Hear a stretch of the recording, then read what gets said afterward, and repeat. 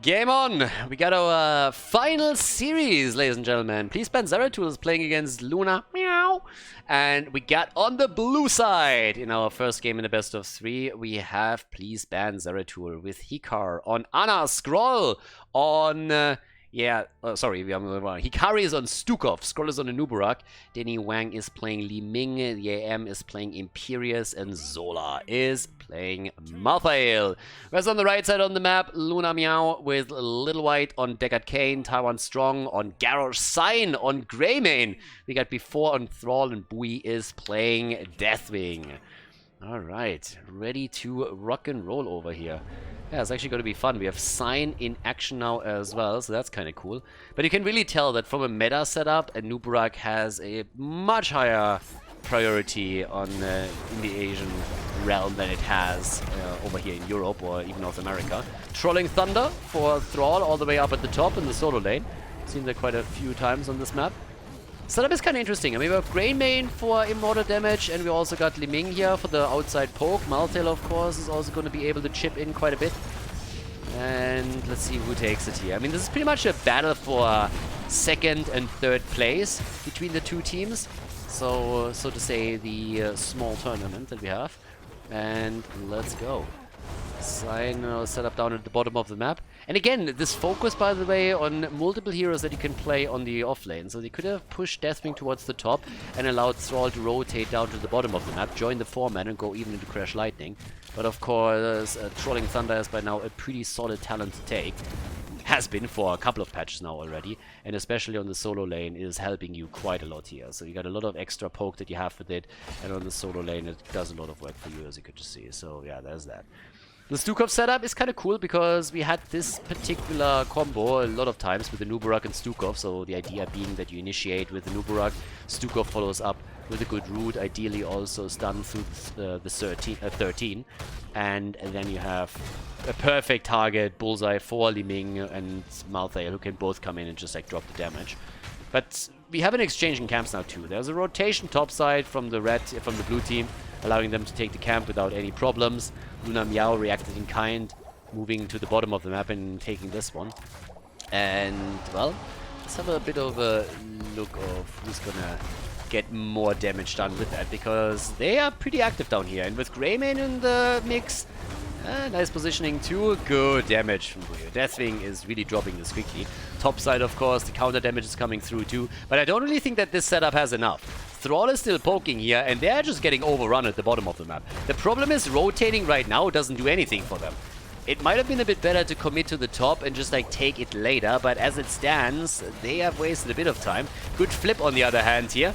Problem is it's not good enough. There's the kill against Anubarak. Ooh, and he nearly made it out, but he gets killed regardless. Sign! Sign is still alive and kicking. Danny Wang barely surviving as he taps the fountain. But just look how much damage was done to that fort. It's gonna fall here, and this is before the first Immortal is up. We're 2 minutes, not even 3 minutes into the game, and the first fort is down. Luna Meow with some solid pressure play at the bottom of the map as the first Immortal is about to spawn. And top side, there was only a little bit of damage done to the wall. One of the towers is still up. That's what we're looking at here. One of the towers is still in play, and Greymane is already on the job as he's trying to take the first Immortal for the team. So this is a fantastic start for them. Yeah, we got Deathwing dropping in too, quite literally. As the rest of the blue team is finally ready for a fight. They're trying to go for Deathwing over here. He's still alive, and Anubarak might be in trouble. Oh, Garrosh, careful, my friend. Garrosh is a little bit low too, is trying to escape here, likely going to fall though, as Malthael jumps in, and there's the kill. Nice, well played. Blue team gets a second, able to drop Deathwing. They're nearly killing Sign. Oh, 9 hit points! 9 hit points on Malthael. The kill against Anubarak and against Thrall. But Malthael just survived with single digits points right there. Damn. That was a clutch escape. One more shot, no matter if it's from a tower or a minion, and he would have gone down. But that was solid. Now the camp at the bottom of the map is still doing some damage to the structures here. That's still gonna be hurting quite a bit, so you need to be careful, but it's a race for the Immortal. And while the red team has never taken their own camp, they are about to win this thing. It's a pretty solid victory for them. It's clutch. Yeah, not too much. They're taking it. 2,300 hit points on the shield, so there's that. But let's see what they can do topside. Keep in mind, they destroyed the fort at the bottom of the map. They were able to drop this early on. So now there's a chance to move towards the top and try and repeat the same play. This should give them level 7 so that they're on even talents at least, since the blue team already locked that in. So we have Calamity ready for them. We also got the Subterranean Shield here. We will play in the back, the Skyfall coming through for Deathwing. And again, Garrosh getting focused here. Garrosh is honestly in so much trouble against this Malthael setup every single time that they're facing off. It's starting to become a bit scary. But the red team is still ahead on structures, and quite significantly ahead. Oh my god. Lockdown over here. And Imperius is dead, yeah. In comes Greymane and gets the easy kill together with Thrall. And they are starting to push them back heavily. That's a 5 versus 4 all of a sudden. And what looked like a pretty good defense for Please Ban Zeratul for some time is now all of a sudden heavily turning against them. Sign is aggressively trying to take the structures down in Worgen form and is really packing a punch. But they're still battling this one out. And it's a 5 versus 4. I'm not quite sure if they should really fight this. They're obviously trying to push them back and get an easy kill with Li Ming and a reset. But this could turn. If you chase this too hard, then Luna Meow could turn this and try and get a drop on you. So, yep. There we go. Ford has taken a beating, but it's not down yet. But they could try and take it down.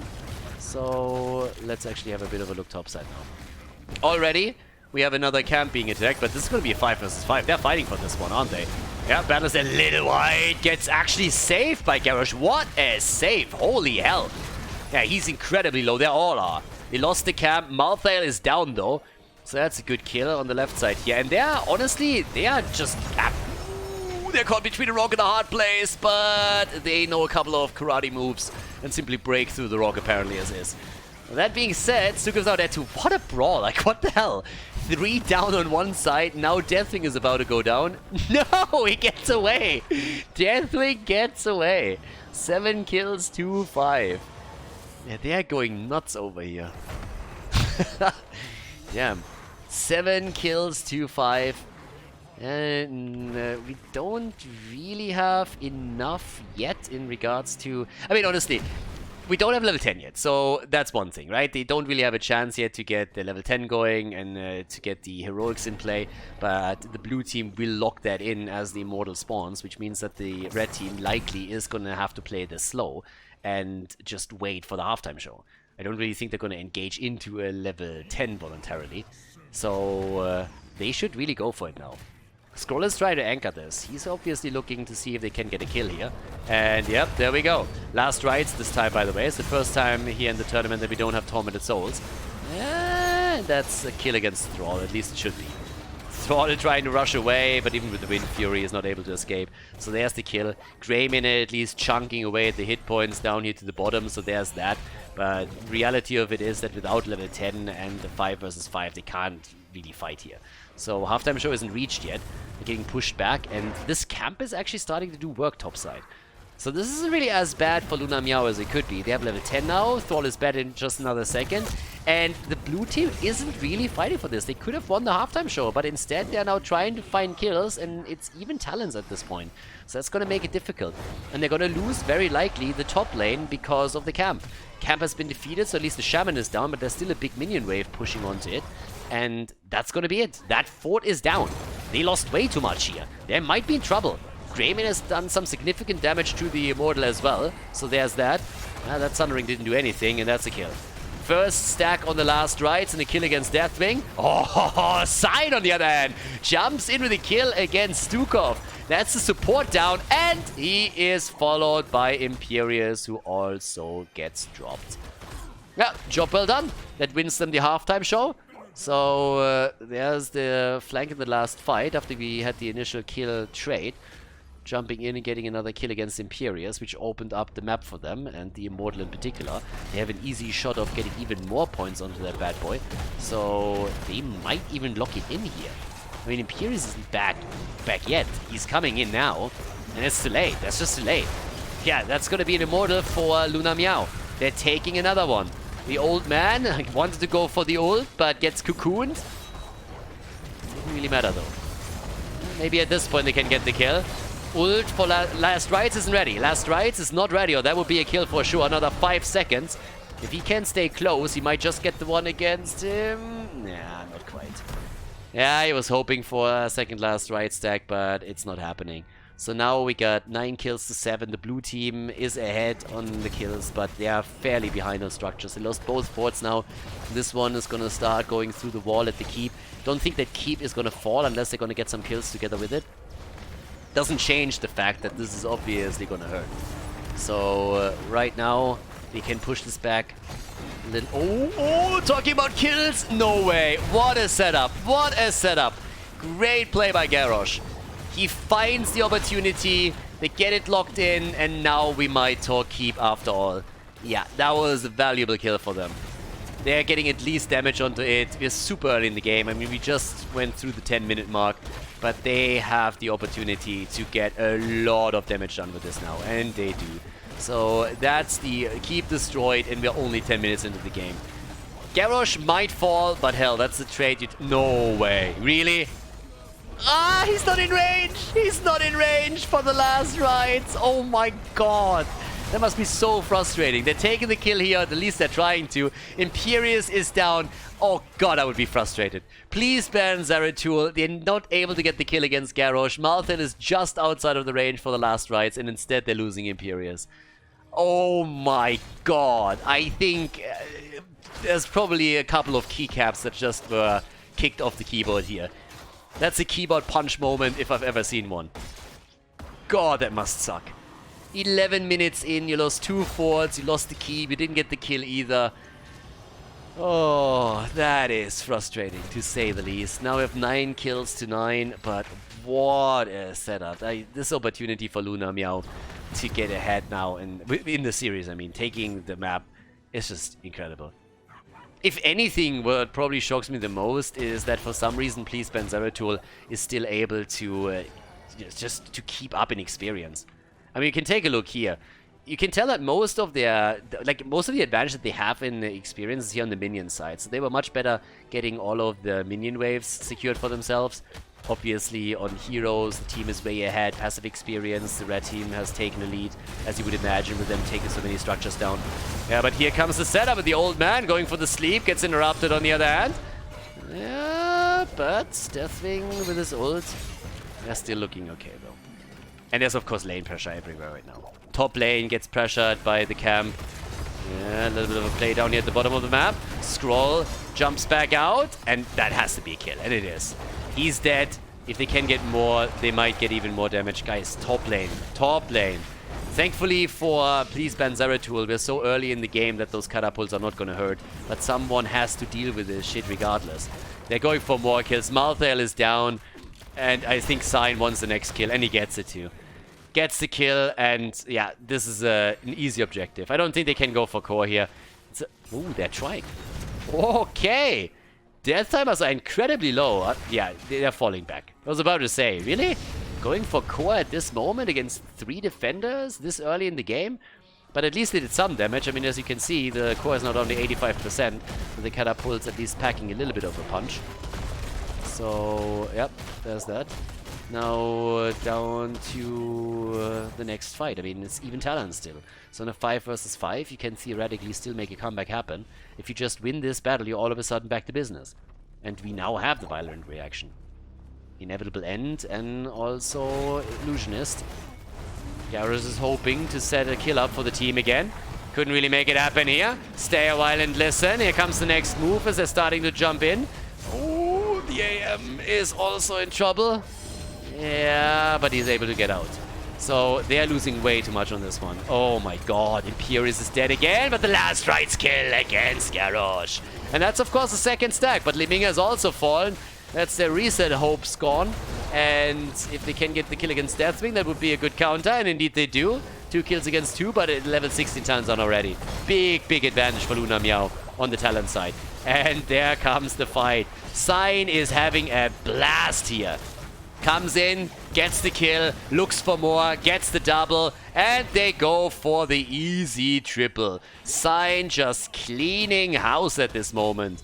Going for kill after kill. They win the objective as well, but yeah, those last 3, Sign was just murdering them. Absolutely murdering them. Deckard Cain providing all the cover that they needed. Now we have 17 kills against 11, and they're already moving down to the bottom of the map in the attempt to push for keep number 2, which they should easily be able to get right now. So as you can see, 63,000 damage on Sign alone. I mean, he is beasting it. No pun intended. We have 39,000 for Malthael, but this is going to be the end of keep number 2. 100%.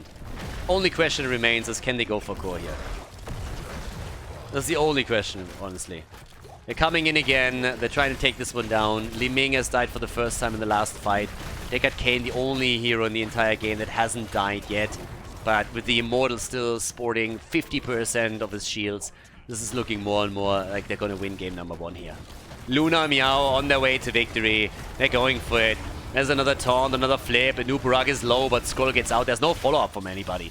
Nobody was helping with this. But the shield is gone on the core, and they're trying to go again for another kill with Greymane. And they're setting it up as we speak. Do we get a last rights hit? He has the ult ready. There it is. And Deckard Cain is dead. Deathwing is dead. Malthael is dead. Oh my god. But the problem is that the core is getting murdered by the Immortal. And that is game. Luna Meow takes the lead in this series. GG and well played.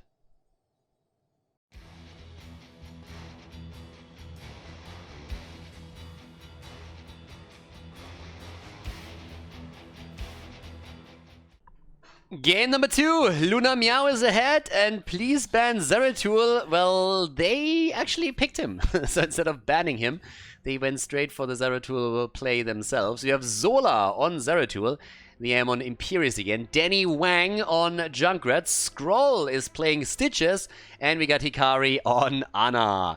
Bit of a different setup than I expected here. Not only do we have Zeratul, but we also have Stitches for them. And for Luna Meow, we have a bit of an aggressive lineup with Taiwan Strong on ETC, Little White on Deckard Cain again, Sign on Greymane. After the last map, I really expected them to get rid of Greymane somehow, but that's not where it stops. Before on Illidan and Buyo on Medivh. I mean, boys, this is a little bit nuts over here. 6 city setup, heavy aggression. I mean, having that Medivh factor already is just crazy. And then you have Illidan and Greymane, and oh, they are chasing them already. Apparently, okay, there we go. Illidan goes a little bit too deep, finally. Yeah, that's the Illidan setup that we know and love from every single Storm League and Quick Match. Illidan going too deep and dying. But they're at least trading for Stitches. The problem is that they're losing another hero. In this case, it's ETC. But they are ready for the big boy early brawl. And Illidan, of course, as we enter late game, is really the one that can make all the difference here. It's kind of cool to see the hungry for more. As much as I love the talent in brawls, I didn't really expect it to see it on Sky Temple. If you pick it in a normal game, then it's mostly played, let's say, on Tomb of the Spider Queen, for example. But it would really allow them to get a massive hit point pool as the game continues. I expected him to go more for the patchwork here, for example. But let's have a bit of a look what's going on top side. That's where Illidan is actually going in here. Okay, so Illidan is going to be a bit of a pest in the later stages of the game. I mean, obviously the hero excels when the map is a bit more open and forts have fallen. And since it is more or less a given on this map, through the objective alone, that those forts will eventually be destroyed, Illidan is going to have a lot of room to play with. Distance to safety is one of the biggest things, or one of the best things that you can have when you go up against an Illidan, that you can simply save yourself by moving towards towers, forts, or keeps.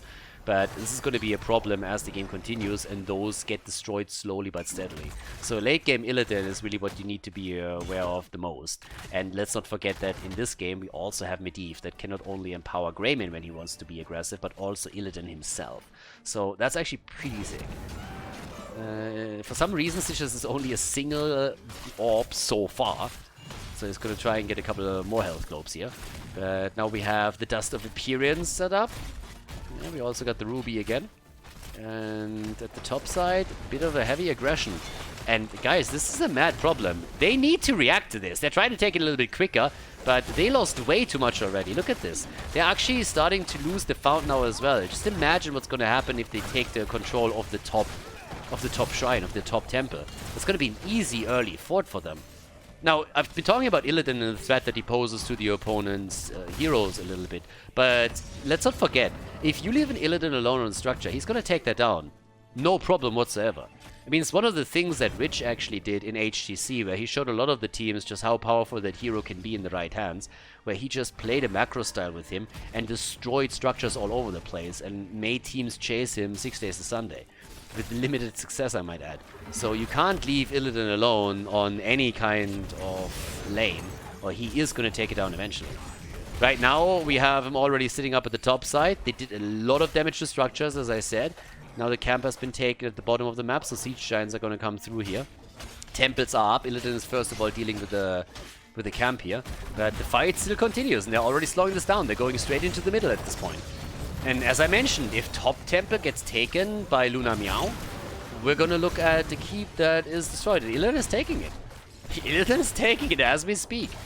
This is going to set Please Ban Zeratul behind, no matter how the fight down here in the middle ends. This is going to become a problem at the top lane at least. So, good setup here for Luna Meow. And they're 5-manning it. The blue team 5-mans middle. And they're still not 100% certain that they're going to get this, especially since Zeratul is getting crushed a bit here. So, yeah, top fort is down. And over in the middle, we still have them trying to fight at least for a few of these shots. Illidan can now easily take the remaining... Oh my god, don't tell me that they're really going to win the 5 versus 4 here. Sign, calm down. Yeah, Koreans OP over here, as it seems. So yeah, last few shots get fired by the temple. Illidan is now free to move down to the lane, which he does. Last few shots get fired here too. That's a bit of damage against the mid lane, but it's definitely not enough. So the advantage is there. The advantage is there for Luna Meow. ETC is already looking for a lead. We're 4 minutes in, by the way, and Stitches only has 4 stacks on his level 1. Not enough. Not enough for Scroll. I'm sorry, but 4 minutes in, you need to have a few more regeneration globes locked in than only 4. That doesn't really help you. That's 120 additional damage. That's nothing. Absolutely nothing. So, Scroll gets murdered already. Level 7 versus level 7, but Stitches in trouble. And there's the cleanup crew. Illidan tries to dive in a little bit deeper, and they are not afraid at all, are they? Oh my god. Yeah, nearly got the kill there. They're not really invading it just yet. But Zeratul, mistakes were made. He dives in. There's the Stitches power slide, the ETC power slide. And that's the end of him. So 3 kills against 2. Bot lane gets attacked. Mid lane, Illidan is sitting there. They're just all over the place. Let's not forget about Medivh. He's currently at 31 stacks for his baseline. And just to give you a bit of a comparison in terms of regeneration globes, we have 13 regeneration globes for ETC on his level 1. We only got 4 for Stitches. There's the portal. They're going in deep for the aggression, but they can portal out, but they don't have to. Another power slide opens up an opportunity to take Imperius down, and Medivh takes it. Another fort destroyed. Illidan is sitting topside. They're 1.5 levels ahead nearly. What a performance. Luna Meow with an incredibly aggressive setup, and they are really unleashing the full potential of it at this point. Greymane comes in again. I said it before and I say it again. After Sign's performance on the last map, I would have not been surprised if they banned Greymane either out or picked him away. They didn't do that, and now Sign is punishing them for it. He's again crushing. They have level 10 any second. And now we have the temple activating at the bottom of the map, which is an absolute freebie for Luna Meow. Yeah, there's the hunt. Illidan can now easily traverse the map with that. Mosh pit. 35 stacks on the baseline for Medivh. Hasn't committed to the ult yet. Full-on cleave build, by the way, for Zeratul. And yeah, this is getting nasty. I'm actually a bit surprised, sorry, not surprised, interested to see what the level 10 for Zeratul is going to be. On the European side, there's absolutely no doubt that you would just simply... Oh, they're actually going for boss here. Alright, that you would go for the Might of the Nerazim. Then again, they are named Please Ban Zeratul because a Zeratul with a Void Prison dropped them. So on the Asian side, we might actually have a priority on VP still, which is something that you don't see anymore in Europe, at least very, very rarely. But let's see what we're getting here. Big jump into the back line. Where's the mosh pit? No need for it just yet. And they go for the kill against Junkrat. Boss is about to be taken. There's the mosh. There's the ley line. They steal the easy boss together with it. And now it's hunting time. Illidan is starting to chase them down together with Greymane. That being said, Little White is also in trouble, but he doesn't even fall. Quest is completed for Medivh, and there's the kill against Imperius. It's a triple, baby, as they drop the entire team. It's indeed Void Prison that we're seeing. Not really sure if I'm a fan of that. I mean, it has been a standard in Europe for more than a year now to go for Might of the Nerazim.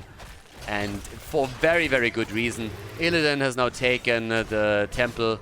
He obviously is going to get his ult back pretty quickly thanks to all of the auto attack damage cooldown reduction. And he can join the fight whenever need be. They are 8 minutes into this game and they're already knocking at the keep. What an insane performance again by Luna Meow here. Please ban Zeratul. They seem to be a little bit of the punching bag in this particular tournament, in this group stage setup. Let's see if they have a chance of bringing this back now. I mean, again, if Zeratul pops off, they still have an opportunity here. The old man comes in again. Temple is still about to be taken. Illidan doesn't give a shit here. Could go for the hunt. Does go for the hunt. And it's Ana's time to be in trouble. VP, all 4 of them in it. In it to win it. The nano boosted Zeratul. Yeah, Zeratul literally boosted as he comes in for the kill. Illidan also down. Zeratul going for 1, going for 2, and going for the triple. Ley line or no ley line, it doesn't matter. Medivh gets out. No, that was close. That was a nasty play by Zeratul. He nearly got the kill there. Yeah, but talking about the kills, let's look at the kills that they got. Zeratul, again, Greymane was the first one to fall. Then he comes in with the second kill against Illidan. And shortly after that, they also get the old man here. The ley line just came half a second too late, or it would have been maybe able to save the Kane, but not quite. So now we got level 13 talents at least ready for Luna Meow. But yeah, please ban Zeratul, at least they fight back a bit. That being said, the bottom keep is so low already. There is so much damage that has already been done by Luna Meow. And not a single fort has fallen for the red team. Not one. Yeah, but again, with that already mentioned, look at the difference again in the stacks between ETC and Stitches. ETC is done with this quest, whereas Stitches has only 9 stacks. Now again, that's 270 extra hit points for him. That's just not enough to really make the quest worth it. And we have level 13 at least on both sides now, so that's good for them. But with the double temple spawning, this, I don't really want to say this could be the end of it, and it's definitely, I mean, it shouldn't be. But if you just get the control of the bottom temple alone, you're going to drop the first keep in the game. Which, as you might imagine, is already going to be pretty tricky. So Illidan and Greymane are just jumping around these fights and really trying to put the pressure on.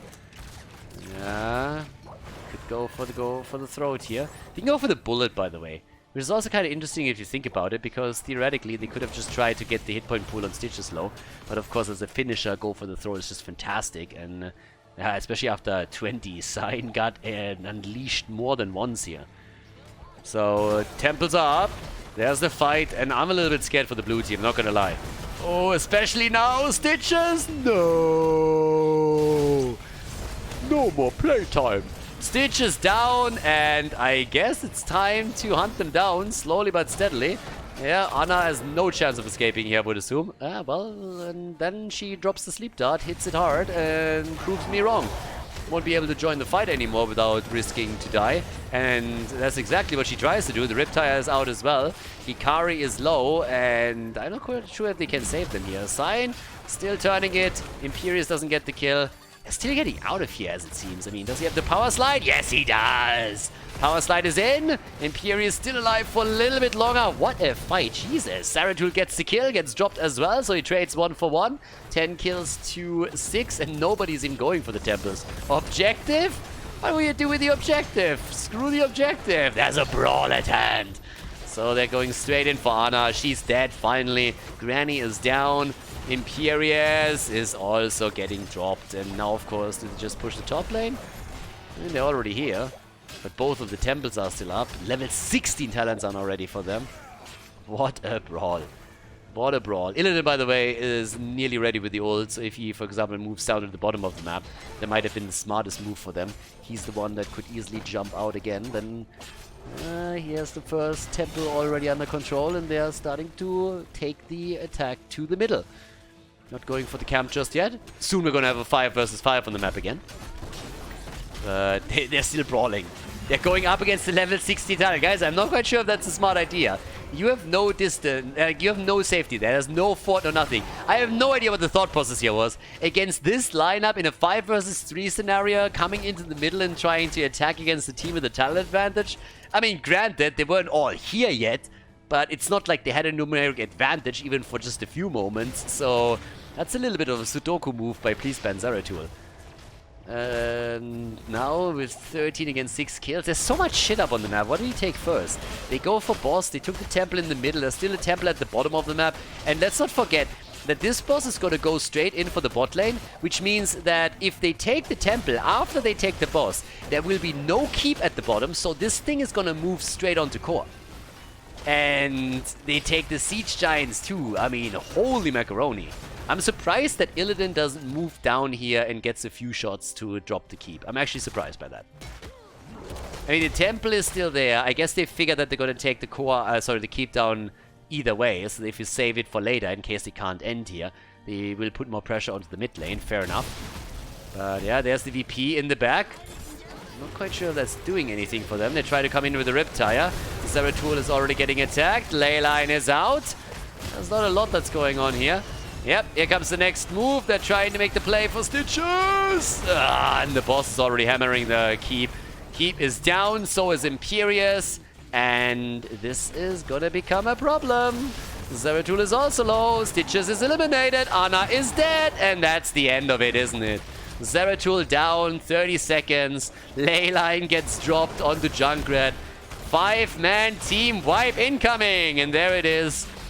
Luna Meow with a 2-0 secures the 2nd place in this little tournament here as they drop the Please Ban Zeratul with a 2-0, meaning that the blue team unfortunately was not able to win a single map in this tournament. GG, well played, Luna Meow with the impressive victory here in the best of 3.